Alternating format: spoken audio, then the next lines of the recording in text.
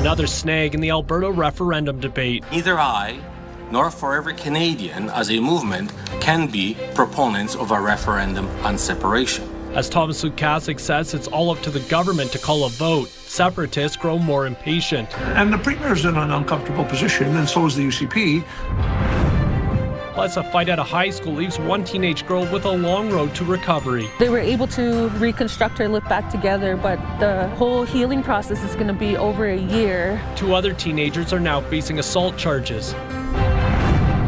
And the growing relationship between what people watch and what they get inked. I'm just happy to do like those drawings, design, and make it permanently for something memorable for people on their skin. The everlasting imprint Netflix is having.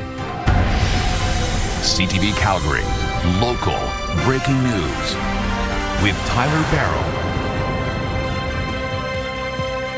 Good evening and thank you for tuning in. There is no resolution yet on whether Albertans will vote on separation this fall. The UCP caucus jumped the gun today, announcing Thomas Lukaszuk's Forever Canadian petition would go to a referendum in October, while the idea was still being debated in a committee meeting.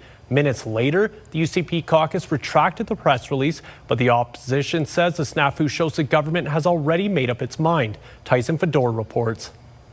Oftentimes, it feels like the politics of the UCP is a stage play to exercise their power to do what they want. That's what Alberta's NDP is calling debate over Thomas Lukaszuk's Forever Canadian petition. The support for separatism has not changed in this province. The only thing that's changed is the rules of the game that the UCP designs to ensure that separatism is going to be on a referendum before Albertans. The bipartisan committee was finally meeting to decide what to do with the petition question. Do you agree that Alberta should remain a part of Canada? Instead, as debate continued, the UCP caucus issued a media release saying the committee recommended Cabinet put the question to a vote at the October 19th referendum, along with the 9 other questions. What has happened was a rigged process. The party tried to retract it, saying it was released in error, but Lukaszuk insists the ball is firmly with the province. If this committee proposes that the Forever Canadian question is to be put to a referendum, government will be the proponent of a question on breaking up Canada, not anyone else. Putting Lukaszuk's question in, though, is not going to work well for anybody.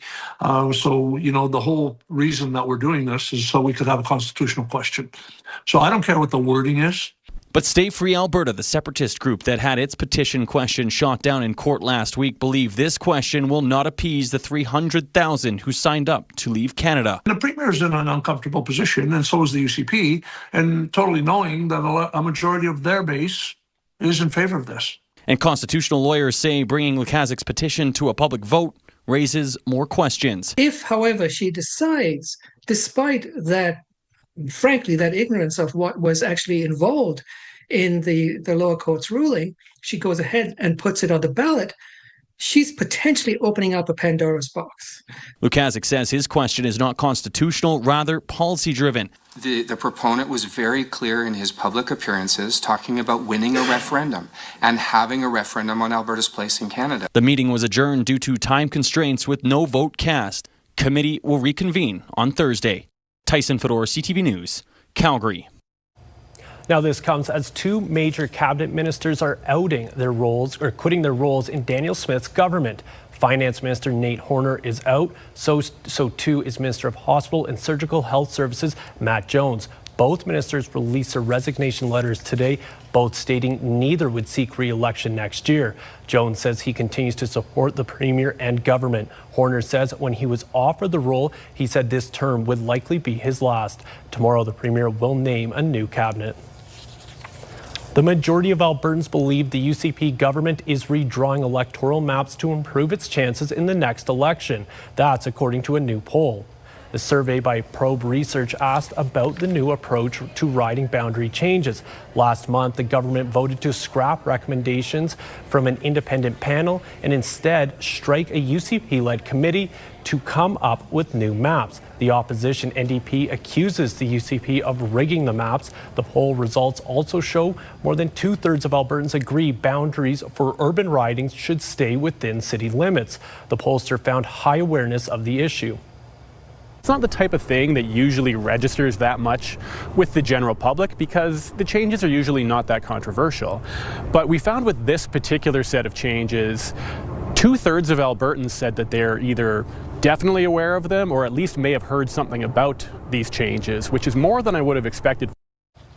The online poll surveyed nearly 1,500 Albertans and has a margin of error of plus or minus 2.5%, 19 times out of 20. The province is now looking for a current or retired Alberta judge to lead the Boundary Review Committee. An investigation into a police dog attack that injured a 9-year-old girl has cleared Calgary officers of any wrongdoing.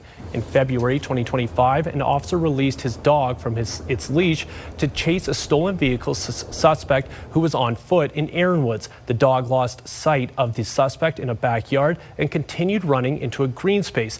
That's where the dog chased and bit the girl, leaving her with 5 punctured wounds in her thigh, scrapes on her shin and cheek, and a cut on her hairline. Images from Hawks and police body cams show the attack. Officers then arrived and called off the dog. ACER has concluded while the outcome was, quote, serious and extremely unfortunate, there are no reasonable grounds to believe an offense was committed by police. A man has been seriously hurt after he was hit by a truck in the city's northeast.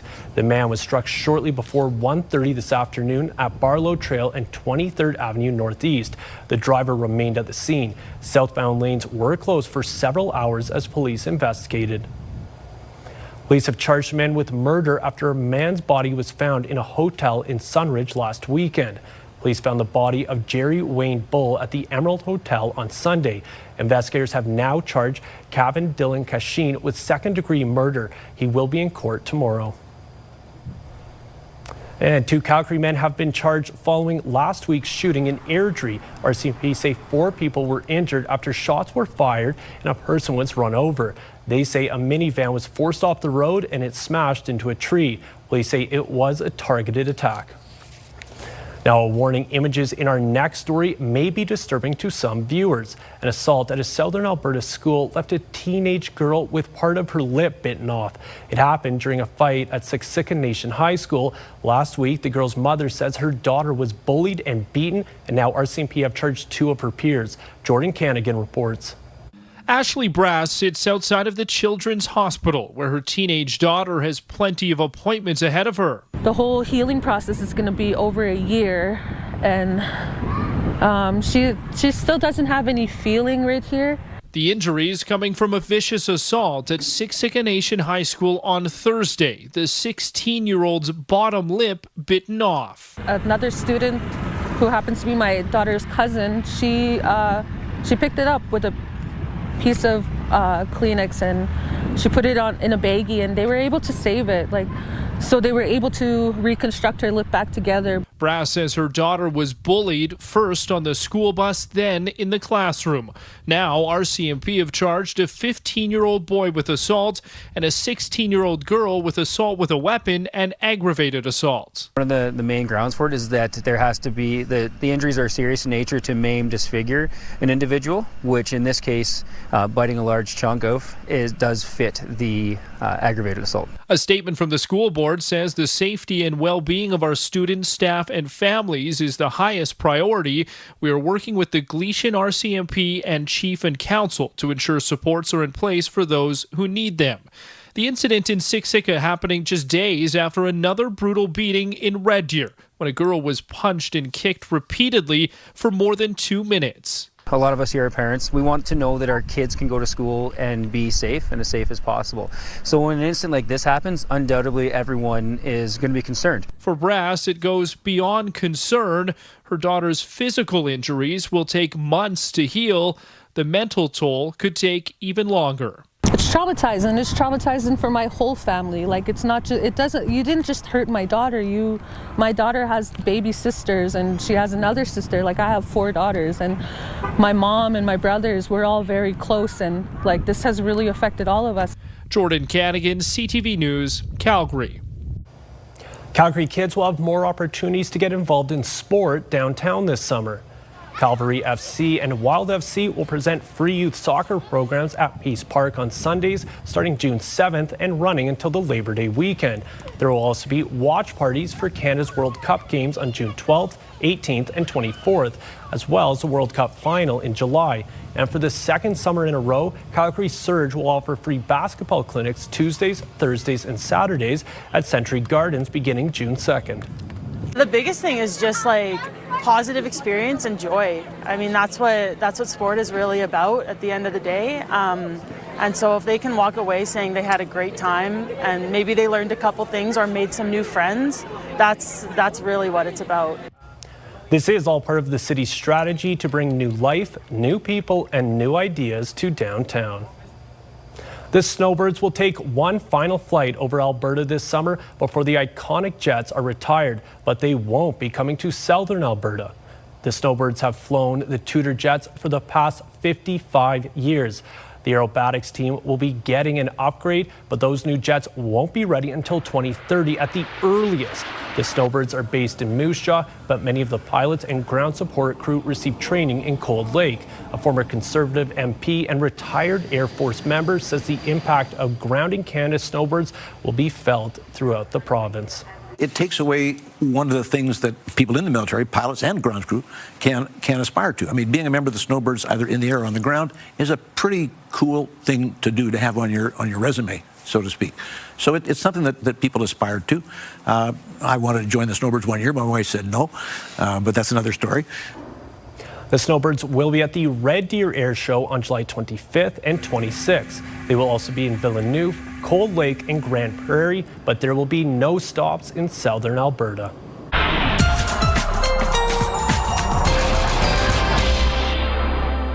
Now, Danielle, active. That's how I felt about the weather today. Yeah, you're correct. Yesterday was active, today was active in all of southern Alberta. You know what tomorrow won't be?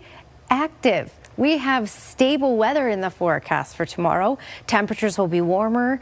We'll have the sunshine out for a long part of the day. So all sunshine in the morning and early afternoon. The clouds will start to increase later in the afternoon. UV index will be high at 6. And you're looking at a high of 18 degrees. Another thing for tomorrow, the winds will be calm. So much better than today overall in every aspect. Your longer range forecast is just ahead. Coming up, the province unveils its new strong and free signs.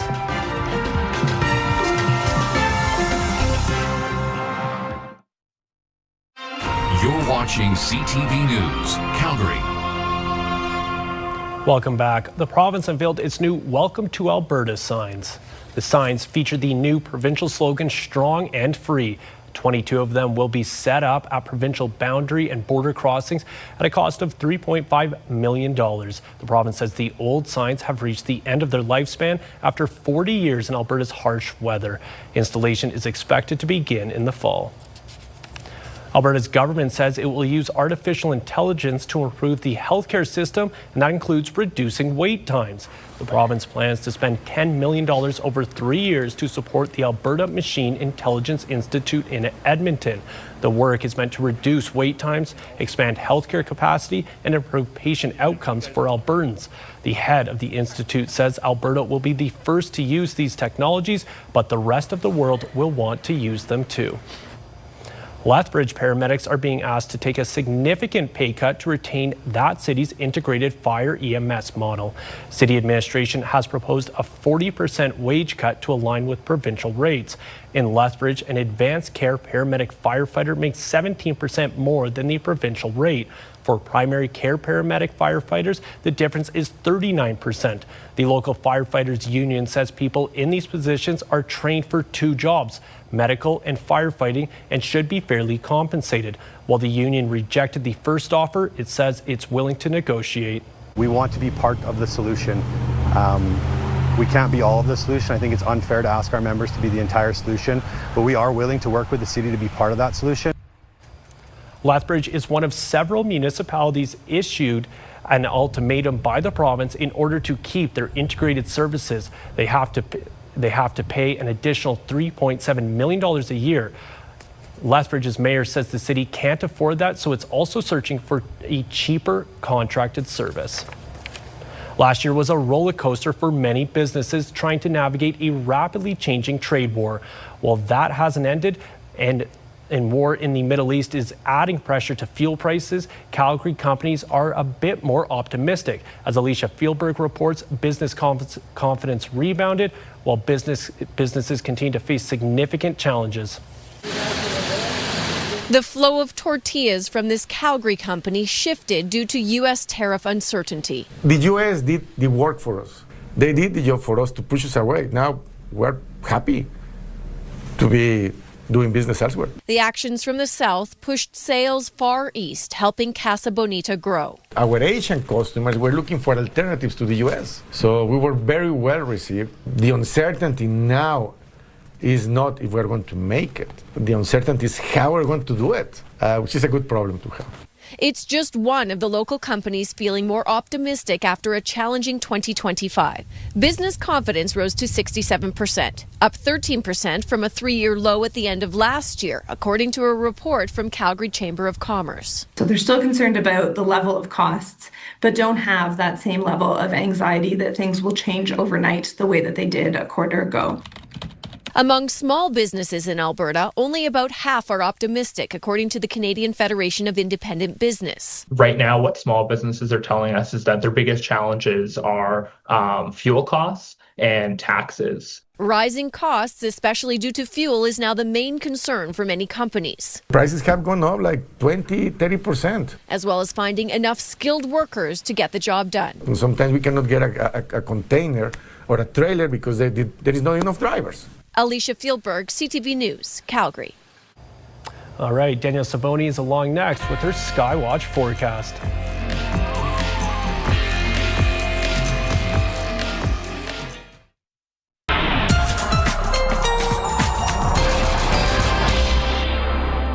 All right, today was certainly on the cooler side. All communities in southern Alberta were below normal, and when you combined it with that cooler wind to the north and northwest, yeah, it certainly had a bite out there today. 12 degrees was the high in Calgary. A normal daytime high for this time of year in Calgary is 17. And we will get there. We'll get there tomorrow and we'll surpass it for the weekend. 14 was the high in Brooks, 13 in Medicine Hat, and just 8 in Pincher Creek. All right, talking about the wind gusts today, predominantly out of the north and northwest, maxed out at 76 kilometers per hour in Medicine Hat, so excessive gusts there.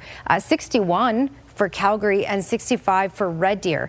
The winds will be a lot calmer for tomorrow, gusting up to 30 kilometers per hour. So reasonable winds tomorrow, warmer temperatures, sunshine and stability. So we're not looking at pop-up showers or thunderstorm activity like we've had today and yesterday.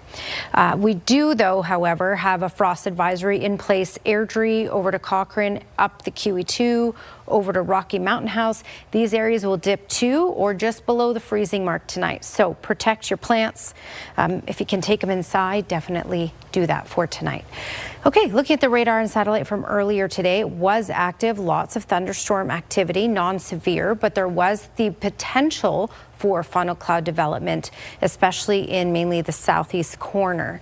That has since calmed down, so things are dying out from this system. And by about 1 in the morning, we have no chance of any activity at all in Calgary. But up until about 1 a.m., there is that potential. And then we have this clearing out early in the morning of even the southeast corner. Now, we're looking at a lot of sunshine for the city tomorrow, but later in the day, late afternoon and through the supper hours, the clouds will start to increase. All right, longer range forecast looking pretty amazing. It's been a while, I feel, since I delivered a longer range forecast. It's stable and warm and bright. 18 degrees is our high for tomorrow. A lot of sunshine in the morning and early afternoon, and then late in the afternoon, those clouds will increase. Friday, we will see more cloud cover than sun, but there will be some sunny breaks. And later in the day, by the supper hours or 7 p.m. and after 7 p.m., that's when we get a chance of some isolated showers. But a high of 20 for Friday, 21 for Saturday, and still holding on to the 20s even into Sunday. All right, Danielle, thank you. And don't go anywhere. Still ahead, people's obsession with their favorite TV character becomes permanent.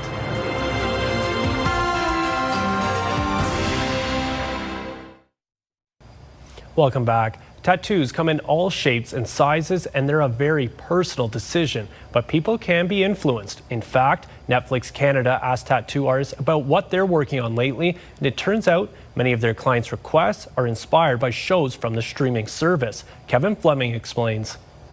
It's a 4-hour process for Cody Wilmot to get his favorite characters tattooed onto his arm. He says it hurts, but it's worth it. This is his first tattoo, and it means a lot to him because the two characters are from shows that he and his wife enjoy. Snorlax is just a Pokemon that I've always enjoyed growing up. And Luffy's a character of an anime I'm sure everyone knows, One Piece. I've watched all of One Piece. I'm currently up to date on that one. It was Alex Chen's job to take the idea and combine the two characters into a tattoo for Wilmot. I love all of it, honestly. The artwork, the color, he did a phenomenal job on all of it. It reminds me of my childhood. It reminds me of my wife. It's a wonderful piece. Chen was one of many artists across the country contacted by Netflix Canada to take part in a survey about how shows on streaming services are turned into tattoo art. 1 out of 10 of the Canadian Netflix subscribers, they actually have an FX related tattoo. So like the trend is definitely getting bigger and doing a bigger effect on like the tattoo industry. And this is Chen's specialty. He's been working on pop culture tattoos for 8 years. They don't just get the pop culture tattoo because of how they look cool or like how wonderful the design was. Not just that. They actually came in because of how the characters reminds them who they really were at a certain point of life. Leah Anifuwushe sees many trends come and go, but says pop culture tattoos aren't going anywhere. I don't know if it'll ever really die out. Maybe it'll like shift to like different characters or different like medias maybe, but I think like pop culture's always like really moved people, so that's going to be something we're going to see for like years to come. Chen says some of his favorite characters to work with now are from K-pop Demon Hunters, because that's a show he and his 4-year-old daughter watch a lot. Kevin Fleming, CTV News, Calgary. The Time Machinist theater production gets underway at the Grand Theatre tomorrow. The spectacle blends high-flying circus, comedy, and storytelling, taking the audience on a journey through the ages. Organizers say it's similar to Cirque du Soleil with hand balancing, dance, and trapeze. It will be at the theatre tomorrow until Sunday. The show is put on by local nonprofit Cirque de la Nuit. Tickets for the 90-minute all-age production can be purchased at the grandyyc.ca.